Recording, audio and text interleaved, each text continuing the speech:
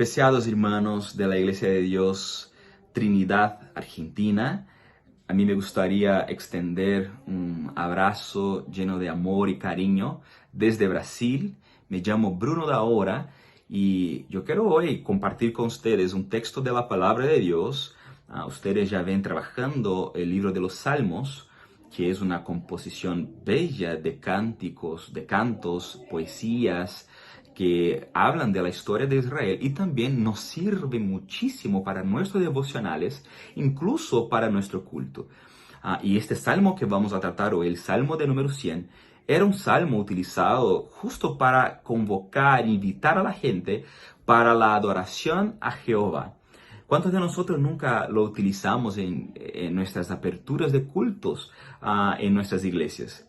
Entonces, vamos a refletir un poco, pensar un poco, reflexionar sobre este texto. Yo tengo aquí la Biblia Reina Valera, que gané mientras viví en Ecuador, y voy a leer ahora el Salmo 100, del versículo 1 hasta el versículo 5. Así nos dice: Cantad alegres a Dios, habitantes de toda la tierra. Servid a Jehová con alegría. Venid ante su acatamiento con regocijo. Reconoced que Jehová, Él es Dios. Él nos hizo y no nosotros a nosotros mismos. Pueblo suyo somos y ovejas de su prado. Entrad por sus puertas con reconocimiento, por sus atrios con alabanza. Alabadle, bendecid su nombre, porque Jehová es bueno, para siempre su misericordia y su verdad por todas las generaciones. Muy bien, el Salmo 100 es un canto de acción de gracias. Es corto, pero muy utilizado por el pueblo de Israel.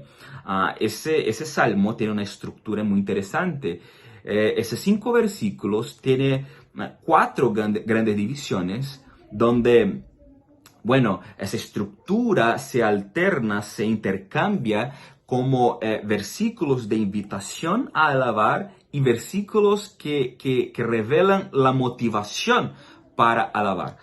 Esos versículos que dicen que invita a la gente a alabar a Dios son los versículos 1, 2 y 4. Los versículos 3 y 5 revelan la razón por la cual el pueblo debe alabar al Señor. Y aquí el número 100 del Salmo cierra un ciclo de salmos de alabanzas a Dios por acción de gracias. Desde el capítulo 93 hasta el capítulo o número 100 de Salmos, estos números de 93 hasta el 100 conforman un conjunto de salmos de acción de gracias denominados salmos del reino de Jehová.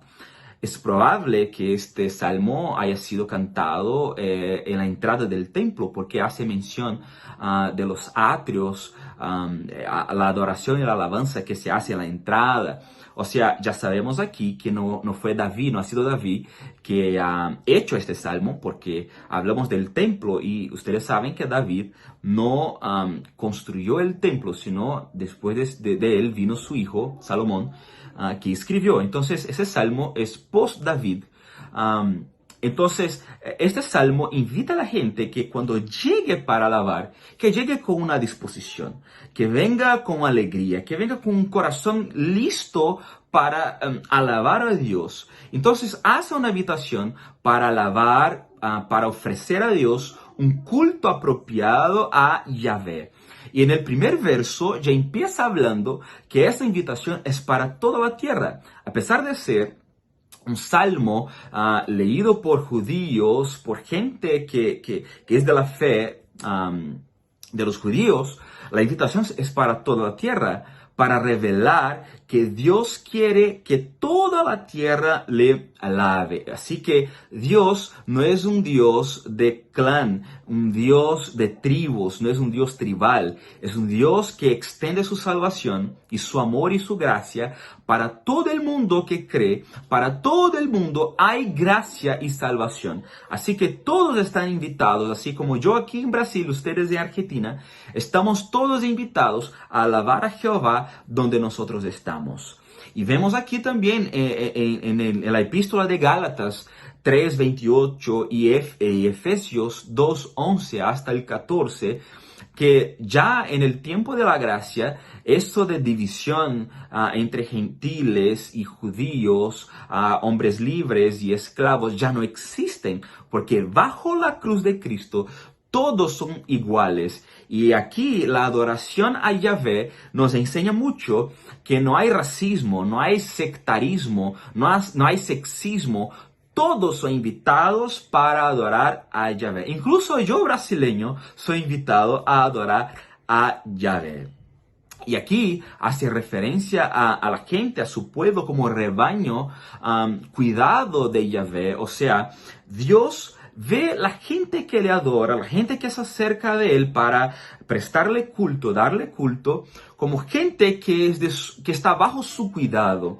En ese sentido, sería interesante recordar las palabras que están en Juan capítulo 15, versículo 16, que somos el pueblo de Dios, somos gentes que el Señor ha comprado, que el Señor ha buscado para acercarse de Él, y que esa gente que se acerca de Dios le debe prestar culto. Él permite, por ejemplo, en el versículo 4 del Salmo 100, que todos pueden entrar en el patio, puede estar ahí en los atrios, y que antes de entrar en el lugar santo, la gente ya puede empezar a alabar a Dios. Y así que Él permite que nosotros lleguemos a este lugar con actitud de adoración. Entonces, ese salmo está dividido en su mayoría, de manera general, en dos partes. La primera parte sería los versículos 1, 2 y 4, que revela la actitud de acercamiento, la actitud que debemos tener para cultuar a Dios. Y después de este primer conjunto de versículos, viene un segundo conjunto, que es versículo que dice ¿por qué debemos alabar? Entonces, cuando habla de actitud, el versículo 1, 2 y 4 dice que tenemos que cantar alegres. Después, servir con alegría y acercar con cantos de alegría, acercar ante Dios con cantos de alegría. Y versículo después, el 4 dice con acciones de gracia y bendiciendo al nombre del Señor. Vea que la actitud de aquel que adora, la actitud de aquel que presta culto al Señor debe ser con alegría, con cánticos, con cantos de alegría, con servicios de alegría, acercamiento de alegría, acciones de gracias y bendiciendo al nombre del Señor. Dios quiere que nuestra adoración sea un producto de nuestra alegría. Dios quiere que nuestra alabanza sea por acción de gracias, no por una imposición religiosa, no por una imposición de nuestros líderes. No, que nuestra adoración sea una adoración de acción de gracias, con alegría, porque el que se acerca con alegría revela que está grato, revela que está satisfecho, revela que Dios le satisface. Y así que al alabar a Dios con alegría, con acción de gracias, bendiciendo el nombre del Señor, y no con murmuración, no con muchas peticiones, sino con agradecimientos en el alma, estamos diciendo que es maravilloso estar en la presencia de Dios. Así que este salmo convoca a toda la congregación de Israel a acercarse a la presencia de Dios en el templo de Dios. Y nosotros hoy sabemos que el templo de Dios está aquí y ahora, somos nosotros, y que la iglesia ocurre cuando nosotros estamos juntos. La iglesia del Señor ocurre en el ajuntamiento. Aquí y ahora, nosotros como templos podemos acercarnos ante Dios con alegría. Invocar al Señor con alegría. La actitud de quien adora debe ser con alegría, con acción de gracias, jamás con envidia, jamás con el corazón con doble intención, jamás con el corazón lleno de rencor, jamás con el corazón con odio, no. El acercamiento ante al Señor para alabarle debe ser con gratitud, con alegría, con el corazón que bendice al Señor. De verdad tenemos muchas razones para alabarle con alegría. Hay ahora un segundo bloque en este salmo que va a decir por qué debes acercarse ante Dios con alegría, con acciones de gracia. En el versículo 3 dice, porque Él es nuestro Dios. O sea, la adoración debe ocurrir porque Él es Dios. En primer lugar, porque Él es Dios. Y por ser Dios, es un ser que existe por sí mismo, todopoderoso, maravilloso. Él es omnipotente, omnipresente, omnisciente. Él es todo oni. Pero a pesar de ser un Dios tremendo, trascendental, es un Dios que está aquí y ahora. O sea, nosotros adoramos a ese Dios, pero no es un Dios que está lejos. Y nosotros le alabamos con mucha alegría porque es un Dios que está aquí y está aquí ahora, junto con nosotros. Como dice Juan capítulo 1, versículo 14, que el Dios se hizo carne, como verbo se hizo carne y habitó entre nosotros, armó su tienda entre nosotros. Es un Dios dinámico que está aquí en Brasil ahora, pero también está en Argentina con ustedes en este momento.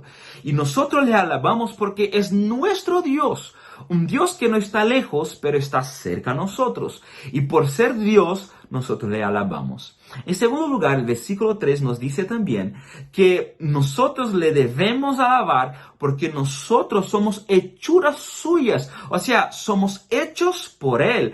Él es nuestro creador. Y porque Él nos ha creado, queremos bendecirlo. Y con mucha alegría damos alabanzas a este Dios que nos formó. El Dios que nos formó sabe cómo nosotros somos hechos. Dios conoce nuestro corazón. Dios conoce nuestras mentes. Dios conoce nuestra historia. Dios conoce nuestro presente. Y también conocen a nuestro futuro.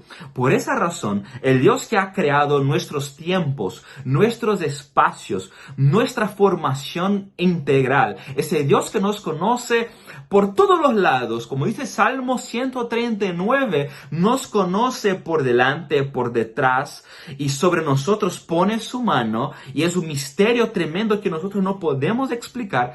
Este Dios que nos conoce porque nos ha creado. O sea, no hay espacio en nosotros que Dios no conozca. Y nosotros le alabamos porque Él nos ha creado y sabe todo de nosotros. Así que no hay llanto, no hay tristeza, no hay angustia que Dios no conozca. Y por eso que llego ante Él con mucha alegría, porque antes que yo diga cualquier cosa, mi Dios ya conoce porque me ha creado. También dice en el versículo 5 que nosotros somos sus ovejas. ¿Y por qué nos trata como ovejas? Porque las ovejas son creadas y cuidadas por su pastor. Y mira que yo vivo en una finca. Hoy yo vivo en una hacienda y yo tuve por un tiempo unas ovejitas y todos los días yo cuidaba de mis ovejas y yo reflexionaba y siempre sobre ese cuidado del pastor con sus ovejas. Es increíble, el pastor siempre debe estar pendiente porque una herida puede hacer un grande daño para esa oveja, puede entrar ahí gusanos y hacerle daño, ella puede enredarse en algunas ramas de algunos árboles o caer en huecos profundos. Y es importante que el pastor esté siempre ahí. Y es lindo cuando Dios dice que nosotros somos sus ovejas, porque el cuidado del pastor es constante, es diario y Él no duerme, siempre está cuidando de sus ovejas.